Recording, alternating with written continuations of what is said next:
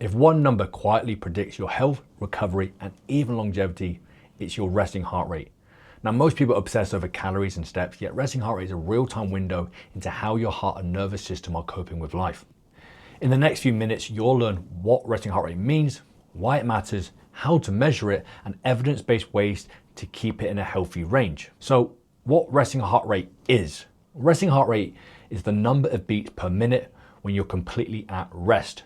The American Heart Association says a normal adult's resting heart rate ranges from 60 to 100 beats per minute, and lower values generally indicate a more efficient heart. Trained endurance athletes can sit in the 40s to 55 BPM range because their hearts pump more blood per beat, reducing the need to beat as often. Now, to measure heart rate accordingly, do it first thing in the morning, after a good night's sleep, and before caffeine or getting out of bed. Now, why does resting heart rate matter? Well, firstly, we look at it from a mortality and disease risk. Resting heart rate is not just a fitness number, it's a vital sign. A 2024-25 analysis of nearly 692,000 adults in Asia and Europe found that a high resting heart rate of 80 to 99 beats per minute was an independent predictor of all-cause mortality, even more predictive than hypertension in younger adults. Now, the same study reported that individuals with a normal blood pressure but high resting heart rate lost about 10.29 years of life expectancy compared with those with hypertension but normal resting heart rate. Now, an earlier meta-analysis shows that each 10 beats per minute increase in resting heart rate raises all-cause mortality risk by about 9%.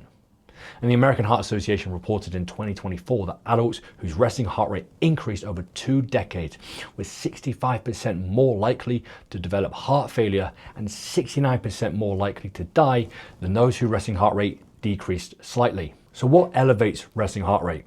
The first one, stress and sympathetic activation. Now, acute stress can make your heart beat over 100 beats per minute, and chronic stress keeps it elevated.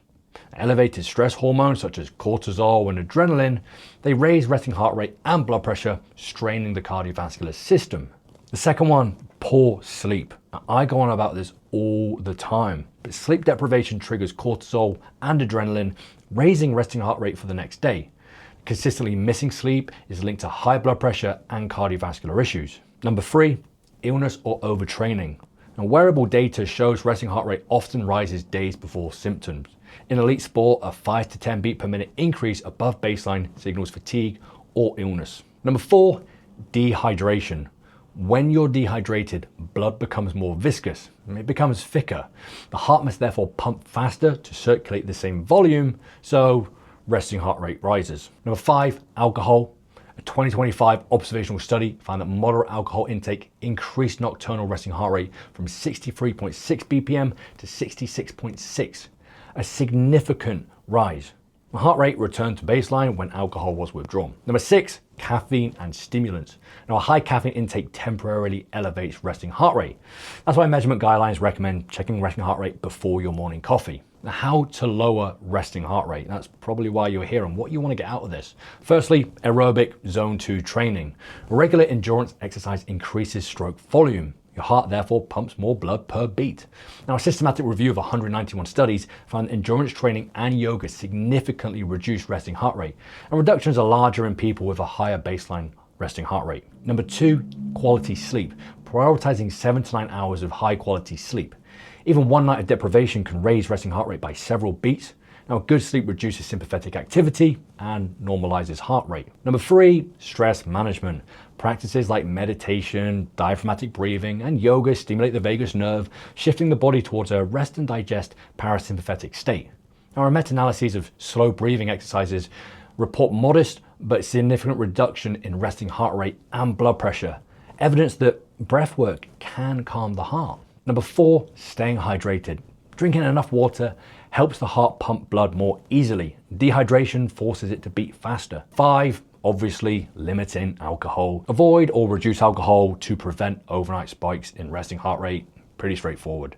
Number 6, maintaining a healthy weight and diet. Now, excess weight and high sodium intake elevate blood pressure and heart rate. Pair that with digestion, alcohol, poor sleep, you're not in a good place.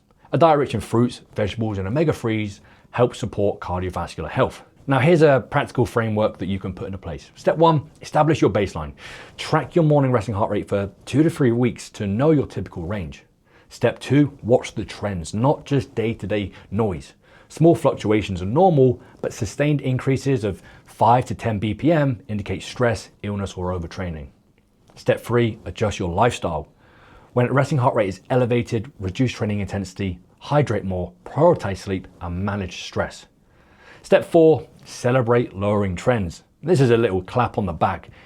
A declining resting heart rate over months reflects improved fitness and recovery capacity, so you're obviously doing something right. And a little something to take home from all of this.